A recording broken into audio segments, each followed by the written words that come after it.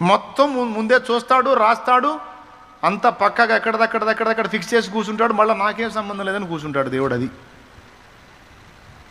ఏమైనా అర్థమైందా నేను చెప్పింది? అర్థమైతే మేధావులే. ఏం చెప్పాను చెప్పండి? పెద్ద అర్థమైనట్టు ఫోజు పెట్టారు. చెప్పండి. మొత్తం ముందే చూస్తాడు, రాసి పెడతాడు, మళ్ళీ సంబంధిత సన్నివేశాలకు అవసరమైనటువంటి సహాయాలు మొత్తం ఏర్పాటు చేసి పెడతాడు. మళ్ళీ జరుగుతున్న కథలో నా ప్రేమేం ఏం లేదన్నట్టు మొత్తానికి వెలపట్టు నేను ఉన్నాను అన్నట్టు కూర్చుంటాడు. ఇంకా అర్థం కాలేదా? కనీసం అర్థమైందిలే నన్ను ఫీలింగ్ అన్న ఇవ్వచ్చు కదా. దేవునికి స్తోత్రం.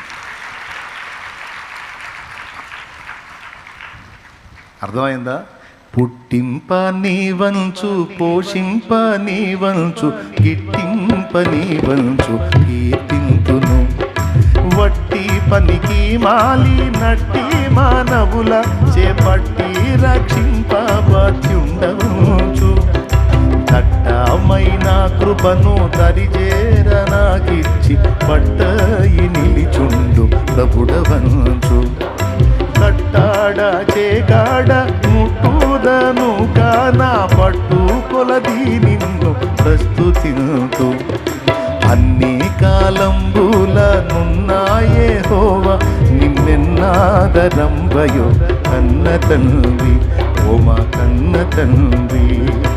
అన్ని కాలంబులనున్న యెహోవా నిన్నెన్నాదరంబయో కన్న తండ్రి.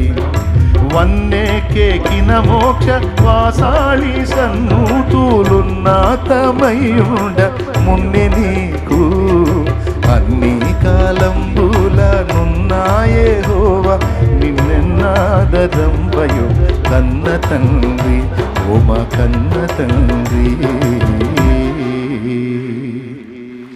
దేవునికి మహిమ కలుగునుగాక. హల్లెలూయా. గట్టిగా చెప్పండి. ఇప్పుడు ఏమర్థమైంది మీకు?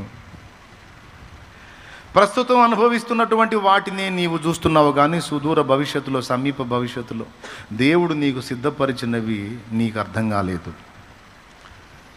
కానీ ఒకటి మాత్రం నిజం, అందరికీ అన్నీ సిద్ధపరిచిన దేవుడు భూమి మీద నీ జీవితానికి కావలసినవి నీకు సిద్ధపరిచాడు, నీ పిల్లలకు కూడా సిద్ధపరిచాడు.